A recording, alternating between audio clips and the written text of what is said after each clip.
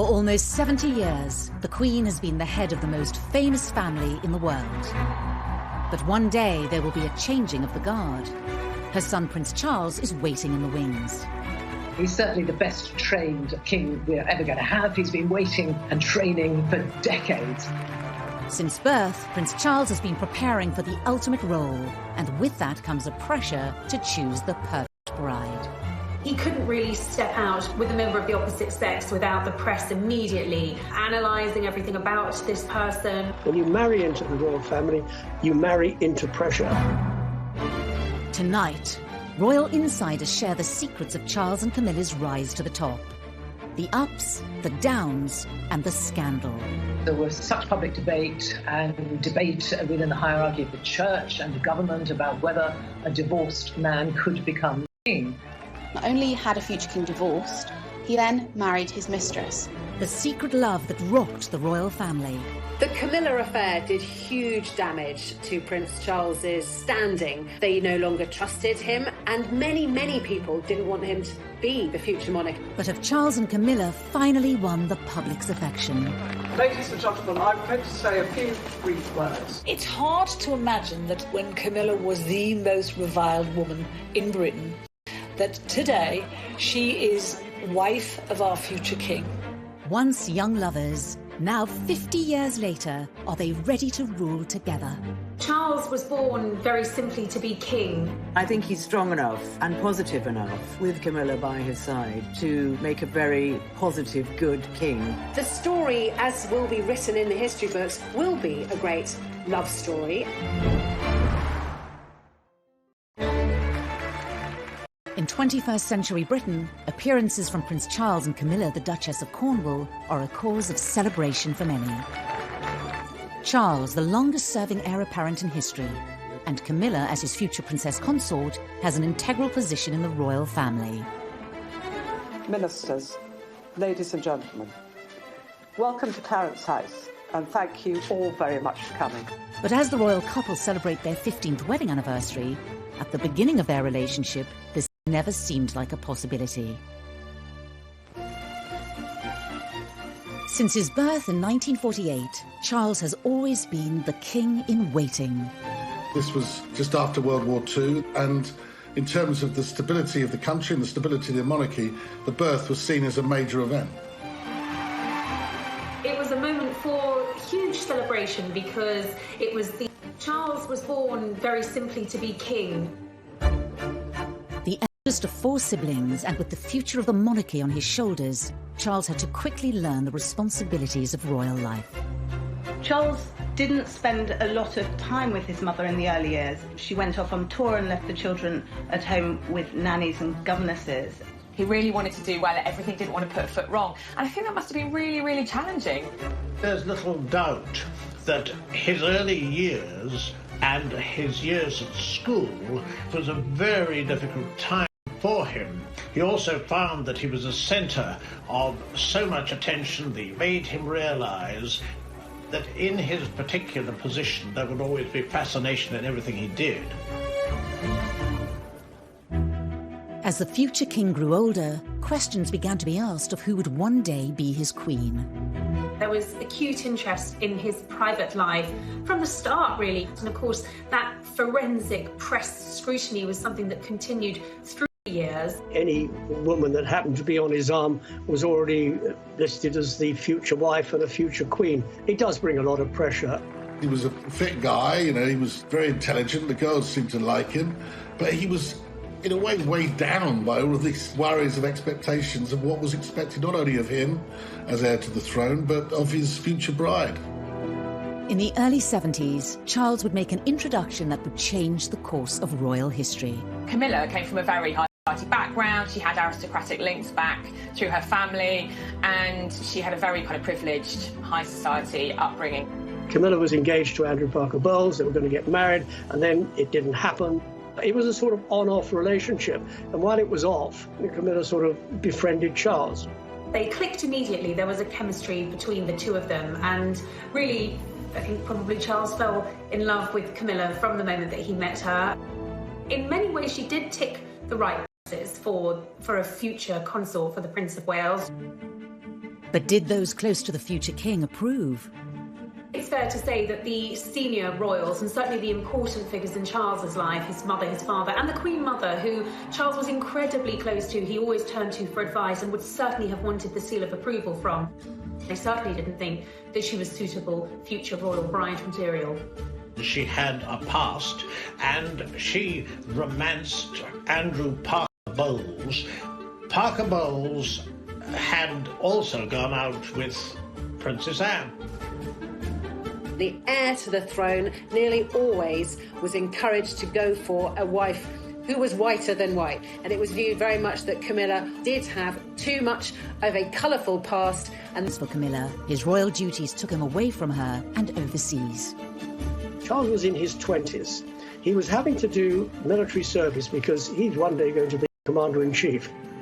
He then joined the Navy to follow his father, his grandfather, and his two great-grandfathers. And it was very important to him to fulfill that role because that's what's expected of him. With Charles away leading the military life expected of a future king, Camilla moved on. Like a lot of young ladies, they don't like their men disappearing out of their lives. He did disappear out of her life and she married Andrew Parker Bowles. One can only imagine that Charles must have felt pretty crushed by this news. He'd gone away to serve, hoping that Camilla would wait for him. Certainly he thought that the relationship had legs, even if his family didn't. By marrying Andrew Parker Bowles, Camilla was ruling herself out of ever having a royal future. If she'd even entertained the thought of being queen, she would have thought, well, that's it, I'm waving goodbye to that. Because at that point, of course, in the 1970s, there was no way that a divorcee could ever marry a member of the royal family, let alone the heir to the throne. She remained great with Prince Charles. Prince Charles was always around at their house. You know, he's a godfather to their first child. He was almost one of the family. By the late 70s, eligible bachelor Charles was approaching 30 years old and still without a future queen by his side. It's getting on a bit, isn't it? About time we got married. The media scrutiny grew. He was seen very much as the action man, and a lot of glamorous women sort of came and went. And, you know, the tabloids began to catch on to the fact that this was a bit of a good story. He couldn't really step out with a member of the opposite sex without the press immediately analysing everything about this person. Even though he was very much sought after, that in terms of his connection, in terms of that love, his relationship with Camilla never left him. One of the women Charles dated was Lady Sarah Spencer. An aristocratic family of earls and dukes dating over 500 years and links to Winston Churchill, the Spencer name was an ideal match for a royal prince. Although the relationship with Sarah didn't last, it resulted in Charles meeting her younger sister, Diana. Shortly after the funeral of Lord Mountbatten had been assassinated, Charles had been very, very upset. And Diana said to Charles, I saw you at that funeral and you looked so terribly sad. And he was very touched by this. And there was beautiful young girls showing him attention. And clearly he felt a lot of responsibility, too, to fulfil what was necessary as the heir to the throne and get married. Where Camilla had been deemed unsuitable as a future queen, Diana was the proposed at Windsor Castle.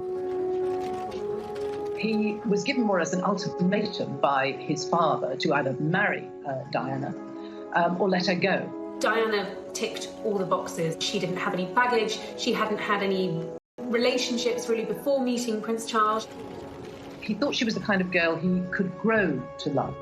Despite the shortness of their courtship, the palace, press and the public were enamoured by the royal couple. Why have you come here today? To try and get a glimpse of Diana and Charles. Why you say please? Because I think she's just the right person for him. This was an extraordinarily quick whirlwind, but it's what the public wanted. Once they saw Diana, they wanted Diana to be Prince Charles's wife. They were about to marry the Prince of Wales, and one day you would, in all likelihood, be Queen. It's a tremendous change for someone, if I may say, of 19 to make all of a sudden, the transition. It is, but I've had a small run out to it all in the last 6 months. And next to Prince Charles and I can't go wrong. He's there with me. I'm amazed that she's been brave enough to take me on. Shockingly, they'd only met a dozen times before they married. They didn't know each other at all. And I suppose in love. Of course. whatever in love means. So. Most of the world thought they were looking at the future King and Queen of Britain. Everybody likes to think when they get married that they're going to be married for life. It's a fairy tale.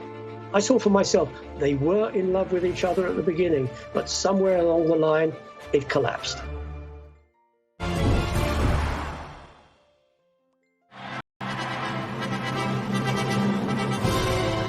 On a hot summer's day, with the eyes of the world upon them, Prince Charles married Lady Diana Spencer in July 1981. The event was watched by 750 million people worldwide. This was a thing of fairy tales. She was so young, so beautiful. Here he was, the future king. It seemed to be, from the outside looking in, a marriage made in heaven. The feeling was electric, from one end of the United Kingdom to the other, from north to south, from east to west. The United Kingdom was granted a national holiday to mark the wedding of the heir to the British throne, who was marrying somebody many thought to be the perfect future queen. They bought the tea towels, they bought the mugs, they turned up outside St Paul's Cathedral, they lined the streets of the Mall, they gathered outside that famous balcony to watch that iconic royal kiss. When the truth was somewhat different. Behind closed doors, marries into the royal family. When you're born into the royal family, you grow up with that pressure. When you marry into the royal family, you marry into pressure. Diana told me much later in one of our private conversations that she had felt like a lamb to the slaughter as she walked up the aisle, which is very sad, but I think she knew that things weren't quite right. And when she saw Camilla in the congregation, was immediately uneasy about it. Most were unaware that Charles and Camilla had remained in close contact. Charles was so close to Camilla that he bought her a bracelet that was engraved with their initials, which Diana found. She was enraged by it. She knew who it was for, and she wanted to know why he was giving this token to Camilla. Camilla's presence was even felt on the couple's 2-week honeymoon, when Charles was spotted wearing a set of personalised cufflinks. Almost unbelievably, Charles wore cufflinks, the C and C, meaning Charles and Camilla. They didn't have anything in common. They didn't seem to be able to talk to each other.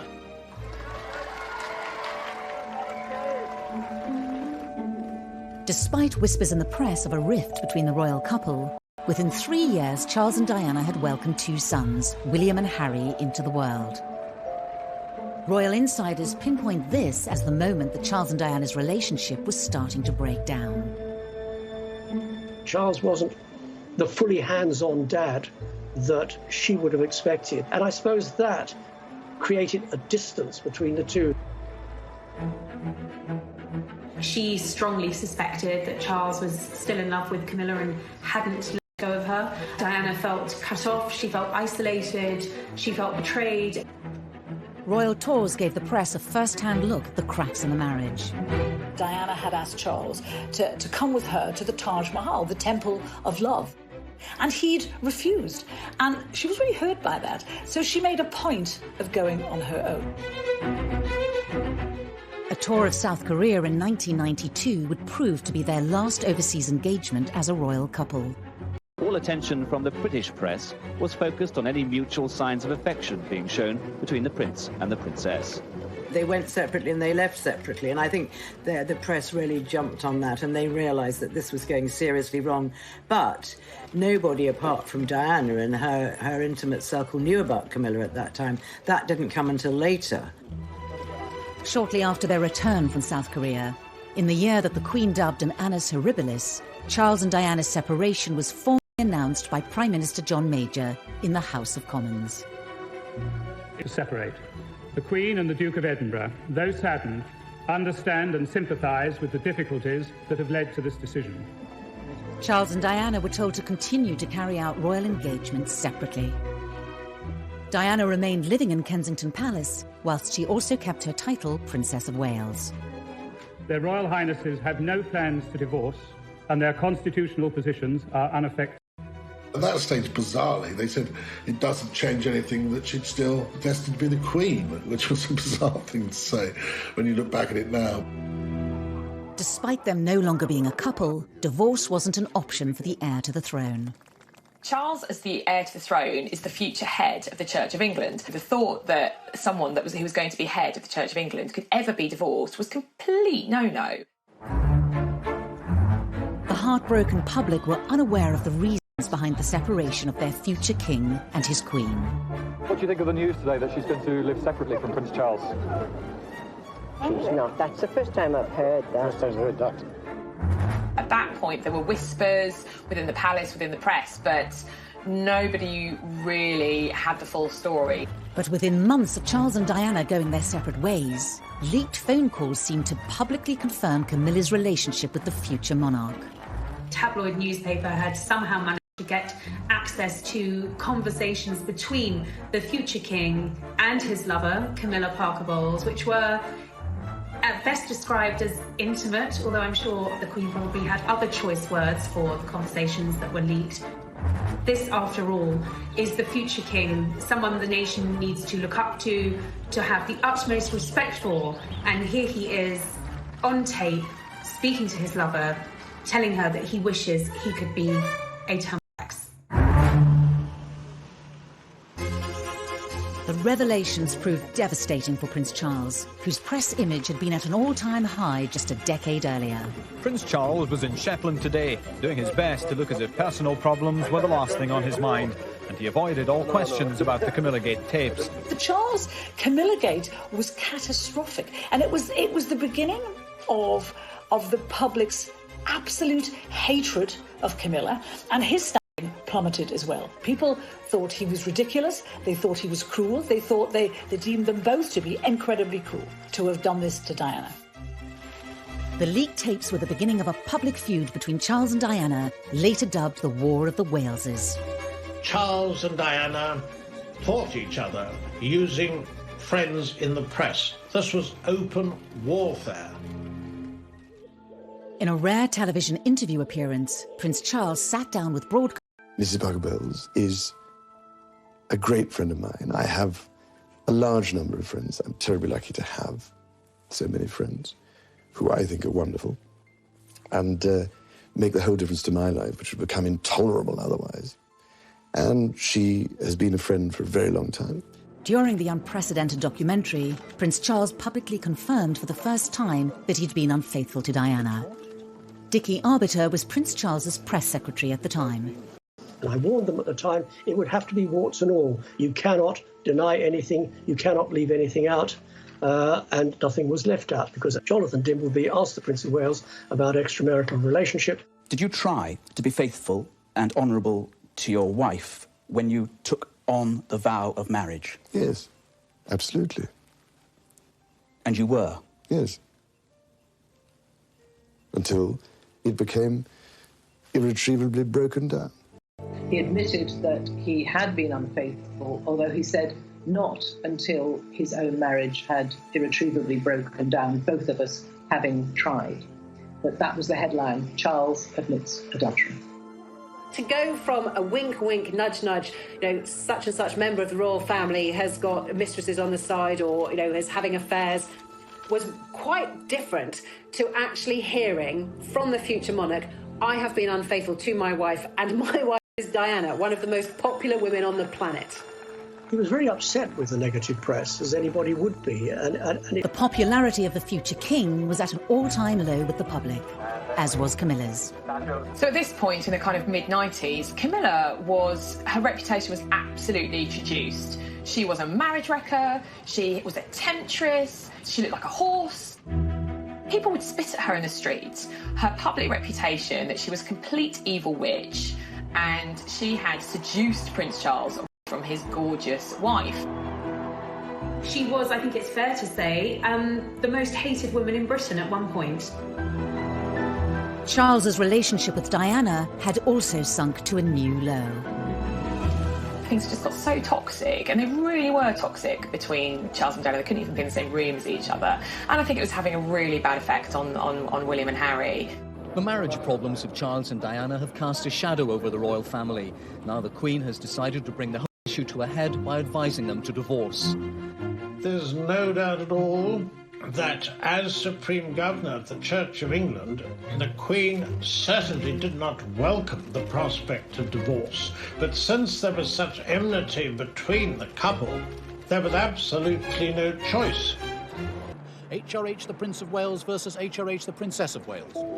This was unprecedented. Of course, Charles, as a future king, is going to be the head of the Church of England. The Church of England does not condone divorce, so this was damaging for the royal family. With all these revelations, with all the press speculation and coverage of a bitter divorce between the couple, no one would ever think of Prince Charles as the next king. He was widely considered unfit to be the next monarch of Great Britain. Charles's position as the future king looked precarious, and his relationship with Camilla was damaging his standing within his own family. He had been so determined to stay by Camilla, to keep her in his life, that he'd alienated not just the public, but many members of his own family too. The Queen did not want the pair of them to be together. She had said time and time again she wanted the relationship to be over. During this difficult time, there was only one person he could turn to and truly confide in. While Camilla was absolutely reviled in England, hated by a lot of people, to Charles, she was his absolute pillar of strength. You know, she was his rock, and really, she was everything to him. Charles was determined to continue his relationship with Camilla and one day make her his future queen. Anyone close to the Prince of Wales, and that included his mother, knew that when it came to Camilla, she was non-negotiable, and Charles made that very clear from the outset. He hadn't gone through everything he'd been through, the public humiliation, the admitting of adultery, not to be with Camilla at the very end of it all. When Camilla was divorced and Charles was divorced, it kind of opened up the possibility of the two of them getting together, but both of them being very sensible people and grown up, realised that this would not be a walk in the park. They would have to do it very gently to ease Camilla into society. If Charles was to keep his throne and one day end up with the woman he loved, he would have to improve his public image and regain their respect. Charles went into damage limitation and firefighting on a level that, frankly, the palace were probably not equipped to do. Charles employed Mark Bolland, a very seasoned and experienced PR professional, to rehabilitate his and Camilla's image. One of the ways he did that was he absolutely befriended all the newspaper editors, he befriended all the newspaper owners, and he gave those editors stories, favourable stories about Charles, about Camilla. And he would feed us little bits of information. He would tell us what Camilla was up to, what Charles was up to, what his feelings were about Camilla. Then Prince Charles and his sons, on their first day together on holiday, appeared, having deliberately and most unusually encouraged the press and television coverage. He was beginning to lay the groundwork for the woman who he wanted to one day be his queen. But in 1997, tragedy struck. We have reports from Paris that Diana, Princess of Wales, has been killed in a car accident. I think that Charles was devastated when Diana died. I think he was racked with guilt. I think also he wanted, as the Queen did, to protect William and Harry. But the monarchy tends to work using precedent. There was absolutely no precedent for the outpouring of grief, which was completely unique when Diana died. But there's no question that Charles' attempts to get the public on side with Camilla were obviously set back. In the face of this national tragedy, it looked like the British public would never accept Camilla as part of the royal family. I think that after Diana's death, I mean, Camilla was abused in the street, was yelled at, she had nasty letters written to her. It was really difficult for her. The size of the challenge that was facing Charles and Camilla was immense, and many people thought it was impossible. People thought if they wanted to be together, they would have to be together abroad, that it could never, ever happen within the United Kingdom. A year after Diana's death, Charles restarted his campaign to introduce Camilla as the woman who would one day stand beside him.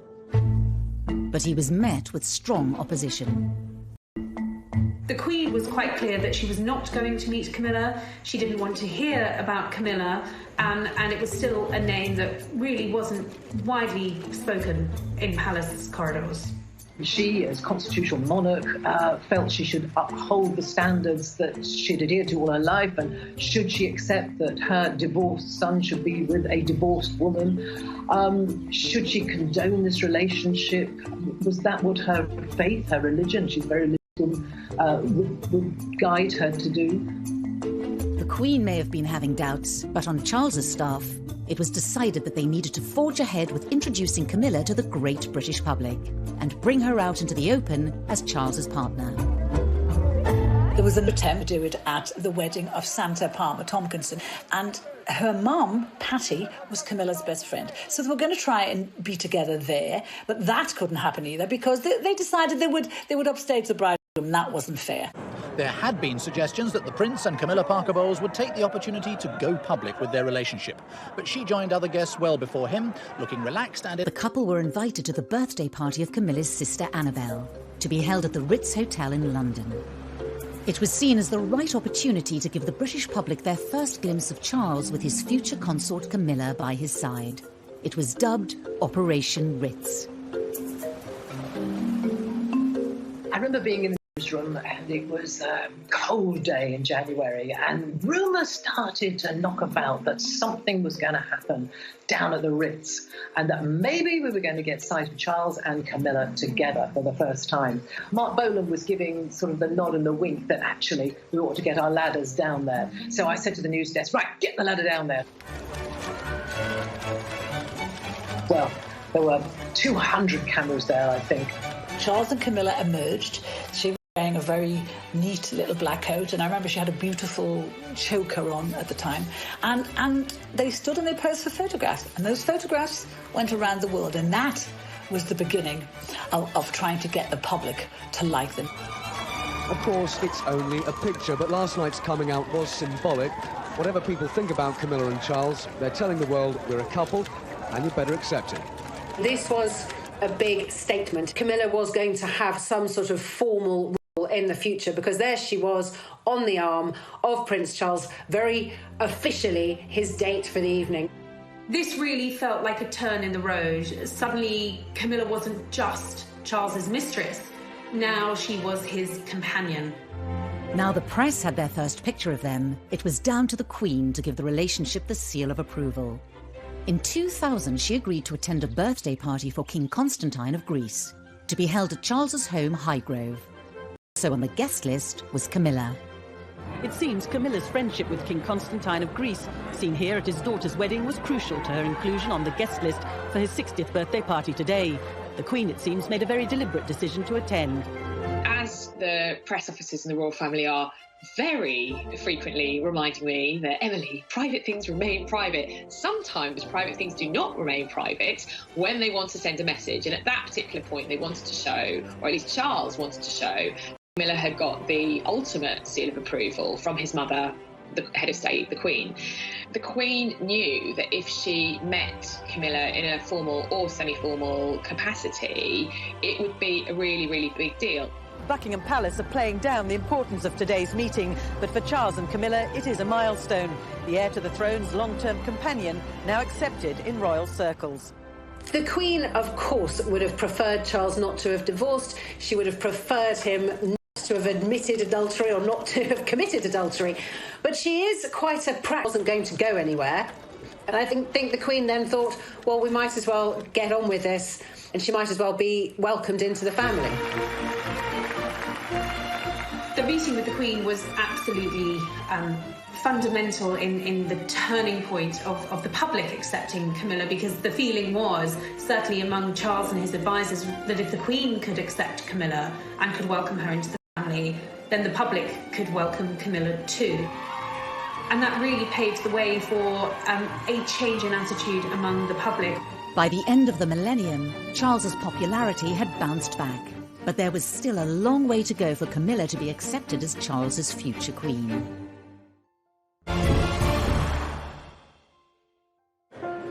As king-in-waiting, Charles will not only inherit the throne one day, but also become supreme governor of the Church of England. This posed a problem for Charles and Camilla's relationship. By now, they were officially living with each other at Clarence House and Highgrove. But was Camilla's status as common-law wife appropriate for a future king and head of the church? Marriage would make the relationship far more appropriate. I think there was pressure from the outside that really he had to make this official. As his position, he's going to be head of the Church of England, defender of all faiths as he wants it to be when he becomes king. And frankly, I think from his kind of professional point of view as future king, I think it needed to happen. But there was a problem. The Church of England did not approve of divorcees remarrying. The Prince of Wales was starting to persuade very senior figures, people like the Archbishop of Canterbury, George Carey, that there was a reason for him to be married. Why should the heir to the throne, who would one day be the king, the defender of the faith, why should he be forced to be in the situation where he can't marry the woman he loves? Why is it better for them to be partners? And so I think people gradually came round to the feeling that it was just the right thing to do. Possibly one of the last to be persuaded was Her Majesty the Queen, a very high church believer in the marital state. But once the church was on side, I think there was no real reason to block it anymore. They've waited long enough, but tonight they emerged as a couple soon to be wed. In February 2005, 56-year-old Charles and 58-year-old Camilla announced their engagement. How are you feeling, ma'am? All right. Just all right? I'm just coming down to earth. Did you get down on one knee to propose? The future bride wore a ring that belonged to Charles's beloved grandmother, the Queen Mother. I think Charles had always wanted to make Camilla his bride, his wife. I think he felt that she'd endured a lot of real to make her his wife, his bride. This was the first time in history that an heir to the throne would marry a divorcee. The Church of England might have backed the union, but this wedding would have to be very different to all previous royal weddings. Charles and Camilla would need to have a much lower-key ceremony. Having been divorced already, both Charles and Camilla would have found it difficult to marry within the church. So instead, they had a civil service at the Windsor Guildhall. This would be the first large-scale event with Camilla at the centre of royal life, and Camilla was nervous at the potential public reaction.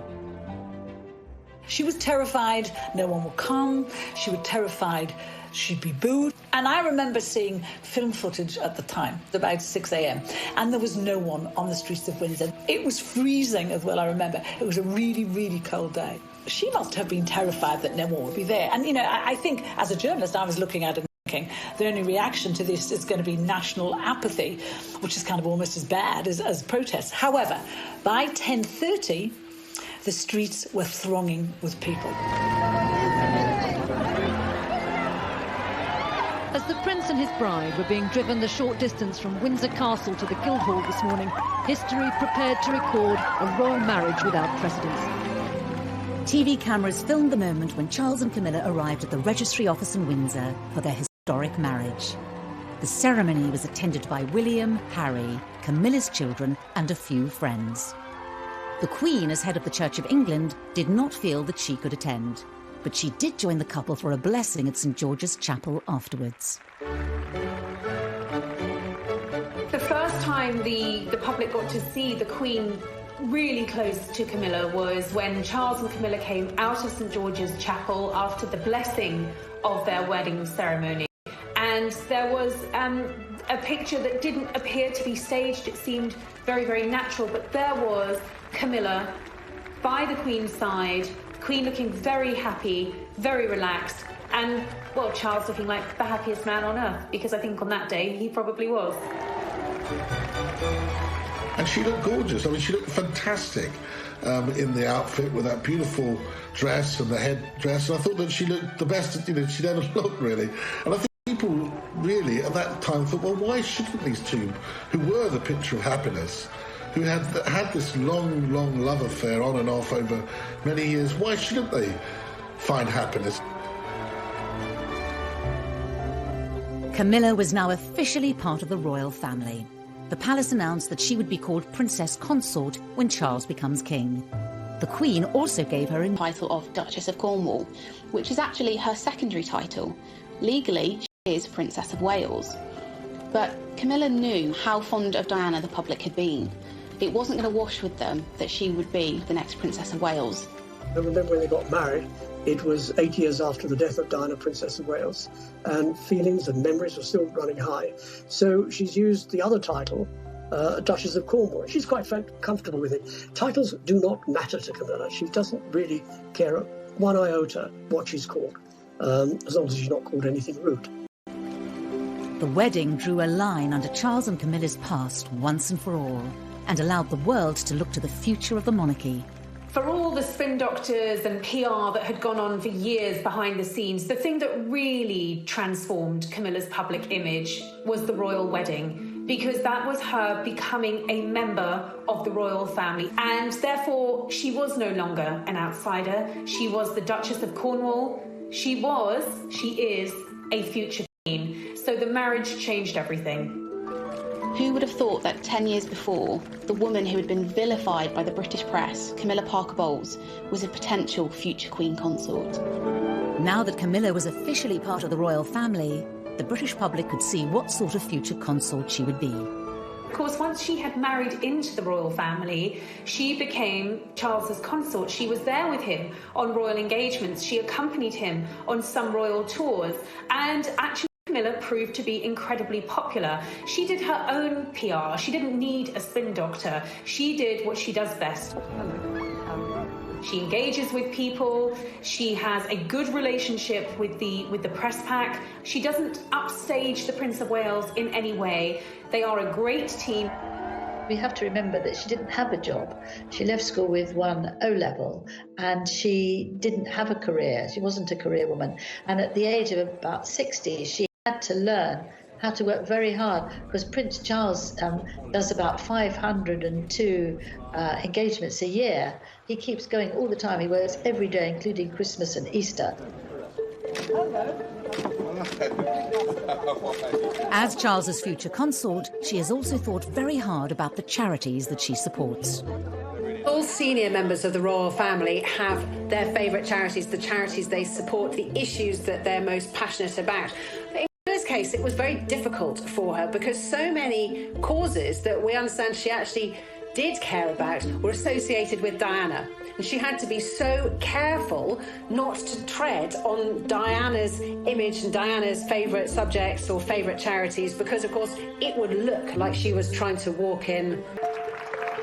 She's very committed to quite a number of charities. One of them, the Osteoporosis Society, because her mother died of osteoporosis. Another is learning, book reading, education, and abuse against women. She's very committed to that as well. Now, the purpose of asking you all here today is to try and form a united front to help victims of rape and sexual abuse.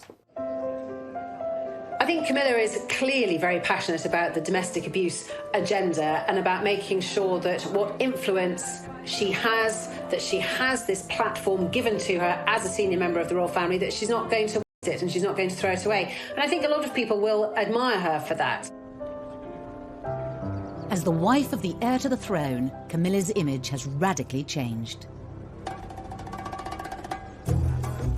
We saw a bit of a makeover ahead of the royal wedding. She lightened her hair, she clearly had a lot of work done on her skin. She was radiant, she stopped smoking, and all of these things to please Charles. And her sense of style changed too. Now we were seeing her in far more regal attire, experimenting with beautiful dress codes. She's a great lover of hats. She really wears hats well. We saw her coming out in jewellery from the royal collection. So really emerging as a royal. As Duchess of Cornwall, she suddenly began to scrub up pretty well. And she wore some beautiful clothes. And she's adopted a style which she wears quite pale clothes, which suits her as she grows older. And she's very smart. I dare say behind doors, she probably actually still puts on a pair of wellies and some smelly old jeans and really enjoys dressing down. But she also dresses up very well indeed now. Over the past 2 decades, Camilla's relationship with the Queen has also transformed. Of course, it was a slow burn, and I think that they obviously had to build their relationship. They had to develop that. They have a shared love of horses. They're both outdoorsy. They're both country ladies. It's interesting that when you see Camilla with the royal family, she seems very much at the heart of it. When you see her with the Queen, and they're always giggling, the pair of them, they seem to have a lot in common. And it's just interesting how we've gone from the Queen not wanting her, even as back as 1970, she didn't want her because she was a bit of a gal. And it's precisely because of that now, because she's a bit of a gal, because she's good fun, that the Queen wants her around. At the Queen's Diamond Jubilee, the country celebrated 60 years of the Queen's reign. But it was also an opportunity to clearly show where Camilla was in the royal family's pecking order. When the Queen decided to put King, this is Charles's wife, she will one day take my place, and she is the future of the British royal family. And that marks such a turning point from the woman who'd had bread rolls pelted at her in the supermarket as the wicked mistress of of the heir to the throne. Of course, it's a terrible cliche to say that a picture paints 1,000 words, but that image tells you that Camilla has come in from the cold. That was a very, very big moment for Camilla.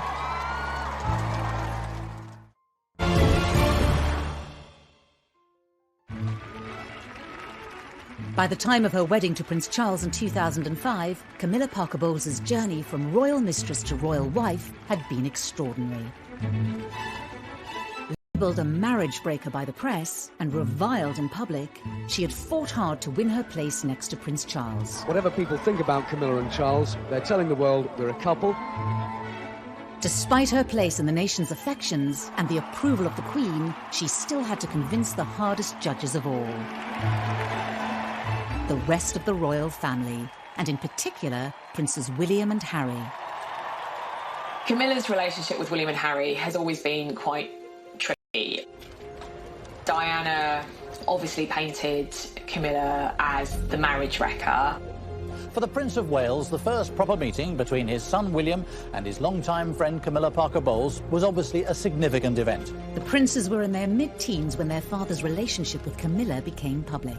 Harry refused to see her to start with. Harry wears his heart on his sleeve. He was in his teenage rebellious phase, smoking dope and kind of getting into trouble. But with children of her own, Camilla was well... Questions that you and I might ask, we won't get the answer, but he'll get the answer. As Prince of Wales, Charles's outspokenness has been tolerated. But when he takes the throne as Charles III, will it continue? The monarch is not supposed to get involved with politics. It will be interesting to see how Charles handles this, because he's not used to taking a step back. I think we will see him being proactive and possibly even political, with a small p. But I think it does give us an indication that Charles is going to be a hands-on king. But, the monarchy changes all the time. Maybe he will be allowed to do that if he ever gets to be king. As Charles stands poised to become king, Britain is braced for a different, more political kind of monarchy. But the question remains, when will he take the throne? And when his 71-year wait ends, will Camilla take the title of Queen?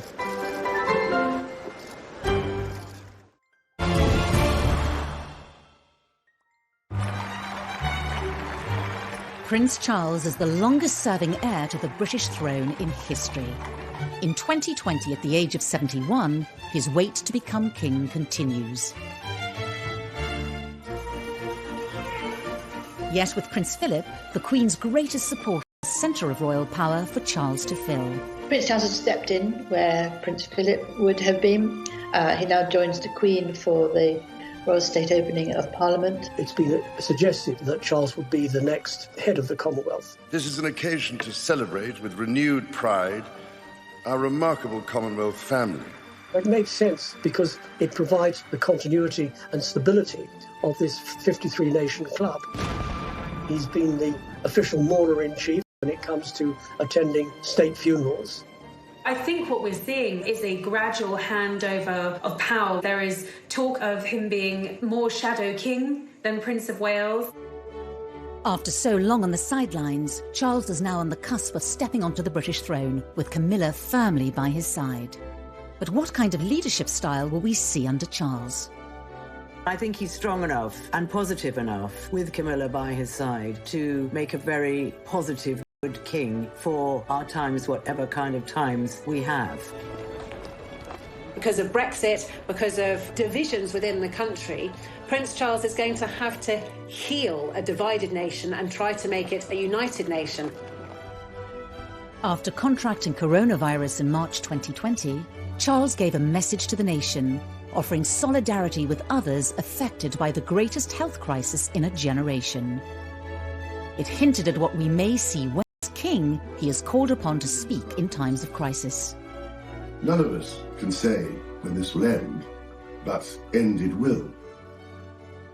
Until it does, let us try and live with hope and, with faith in ourselves and each other, look forward to better times to come. Only 2 days after this message, Charles opened the fast-tracked Nightingale Hospital, specially built in London's ExCeL Centre to cope with coronavirus patients. In this dark time, this place will be a shining light. Alongside the Queen's historic address to the nation during the pandemic, Charles's message demonstrated the power of the monarchy to unite in troubled times. As the Queen ages into her 90s, we may see Charles speaking directly to the nation more and more. It has led to speculation that she could hand the throne to him early, effectively abdicating. Abdication is still quite a dirty word in royal circles. I don't think she will contemplate abdication unless forced to do so by ill health. The Royal Navy's greatest battleship had been chosen for the voyage to the Cape. When the Queen famously made her address to the nation in South Africa in her 20s, she swore she would be Queen for the rest of her life. I declare before you all that my whole life, whether it belong of our great imperial family to which we all belong. The vows that she made on her 21st birthday to serve until she takes her last breath, I think those vows are as true to her now as they were then. The last time a monarch abdicated was in 1936, when Edward VIII stepped down so he could marry American socialite Wallis Simpson. As a divorcee, the morality of that era made her an unacceptable bride for the king. But 60 years later, Britain was more accommodating of Charles and Camilla, both divorced from previous marriages. Abdication may not be palatable to the palace or the public, but further back in royal history is an example of another way that power could be handed over to Charles. In 1811, as George III became incapacitated with mental illness, Parliament invoked the Regency Act, whereby his son could rule in his name as the Prince Regent. The Regency Act remains at the disposal of any reigning monarch. The Regency Act means that she still retains the title, but the next in line, i.e. Prince Charles, will do all the duties for her. I don't believe for a moment that there will be a Regency Act invoked unless there is a serious illness that prevents the Queen from carrying out her duties. There are no signs of that. However it may happen, the rule of Charles III edges ever closer, with Camilla destined to be by the king's side. 20 years ago, it was inconceivable that the British public would have tolerated her in this position. But today, it seems she will be welcomed warmly into the role. But will there be support for her taking the title of Queen, even though Clarence House stated she would be Princess Consort at the time of their engagement? I think after everything that she's been through, all the vile press that she had to put up with, the names, the backstabbing, I think he will want her to be Queen Camilla. There will be some sort of testing the water. There will be focus groups and polling being done to find out if that is acceptable to the British public.